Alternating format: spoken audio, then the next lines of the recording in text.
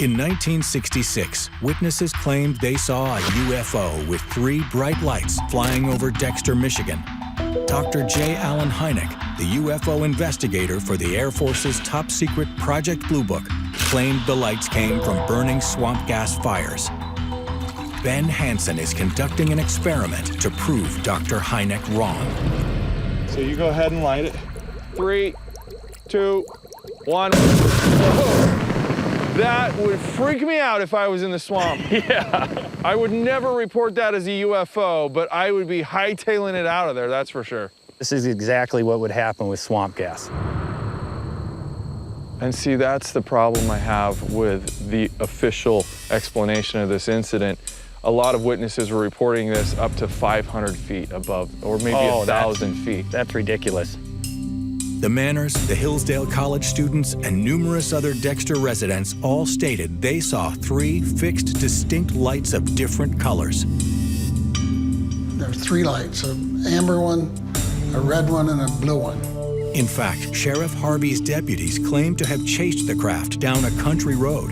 It moved very rapidly, any direction it wanted to go. None of their descriptions comes close to the flames Ben has created in this swamp.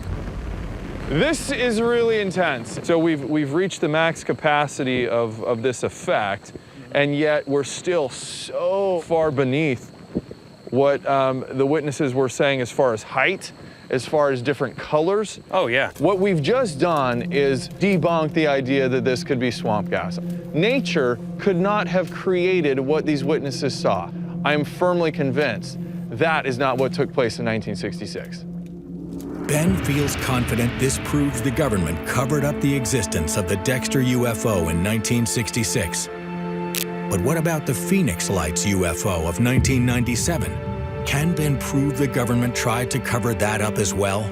That the lights were attached to a UFO and not caused by flares set off during a military exercise?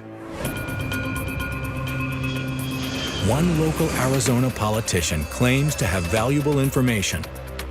Frances Barwood was a councilwoman at the time of the incident. Hi, you must be Frances. I am. I'm Ben. Hi, Ben. Nice to meet you. Thank you for agreeing to meet with me. So I talked to Dr. Katai, and I was in a room filled with people who have seen strange objects and lights just recently, and then also back in 1997 when the event took place. Mm-hmm.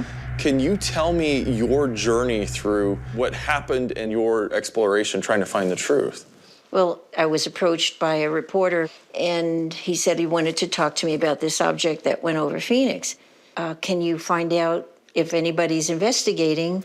Well, his article appeared in Saturday's paper, and then I get into the office on Monday, and my voicemail was filled. Oh, wow. And it was like, this was overwhelming. I got like over 700 people calling, and I started calling them all back. And what was amazing to me, they were all the same description. How many people that you know can describe the same thing unless they actually saw it? Yeah. Each one of those people I talked to was with many others. When you add it all up, it's thousands. And so I asked for an investigation. Okay. Councilwoman Barwood took the formal steps to initiate a government-backed investigation into the Phoenix Lights. But she was stonewalled by the state's governor at the time, Fife Symington. I got this memo, and it said, this is a non-issue. They didn't want to touch it. It's so odd. I don't know why they would do that. After hitting a dead end with the local politicians, Frances appealed to the public to apply pressure to the government. I told everybody to call the governor's office because, he's the head of the state, he could maybe help.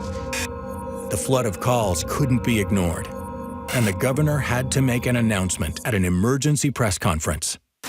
In response, I suggested that it was time to end months of speculation on the question. And he said, and we caught one of the perpetrators. Escort the accused into the room so that we may all look upon the guilty party. Now, this just goes to show that you guys are entirely too serious. It was shocking to me. It's like they're making a joke of this. I imagine this was not funny at all to the people who actually witnessed. I've talked to people who were within 30 feet of it. and could see the details of the craft. That is not funny. No, it's not. And it was not like him at all. Fife has no sense of humor. There is no way that he put that all together. I think he did it because they put pressure on him. Like Dr. Hynek in 1966, it seems Governor Symington was pressed to deny the existence of UFOs. Councilwoman Barwood was more convinced of the cover-up than ever, and days later, she was contacted by a local veteran who claimed to possess irrefutable evidence. I got a phone call from a man named Richard Curtis, and he said he got this all on video. Unlike the video shot by Dr. Lynn Katai, which shows a group of lights with no visible craft, Richard Curtis claimed he recorded a detailed video that showed the lights were part of one spacecraft. Richard promised to send a copy of his video evidence to Francis's office, but when he called back a week later, it was clear someone in the shadows had other plans. He goes, "What did you think of the video?" I says, "I didn't get a video." He says, "Oh, well, they came from your office." Two men claiming to be from Francis's office convinced Richard to hand over the only copy of the video. I don't have a man working in my office. I have 3 women. Oh my gosh. So I said, "Okay, what did they look like?" In 3-piece suits with hats. Now, mind you, this is July, it's 110 degrees out. And so it was like, oh my goodness. Well, then Richard Curtis got really sick, and they took him out by ambulance, and nobody's ever seen him again. Neighbors of his said they changed his medication, he had a bad reaction, they had to take him to the hospital, and he never came back. Do we know if he's in the obituaries, if he's passed? Nothing, no more information. And I'm thinking, how did they know he called me? It was kind of creepy.